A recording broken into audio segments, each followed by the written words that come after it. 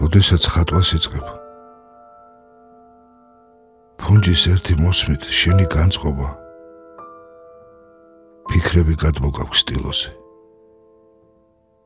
ღვინოც ასეა. თითქოს ღვინით თვითონ ბუნება გვიზიარებს თავის სიმდიდრეს და საიდუმლოს. ქართული სუფრაც ხელოვნებაა. მაშინ, როდესაც გულწრფელად გადმოსცემს სითბოს, ემოციას და განწყობას.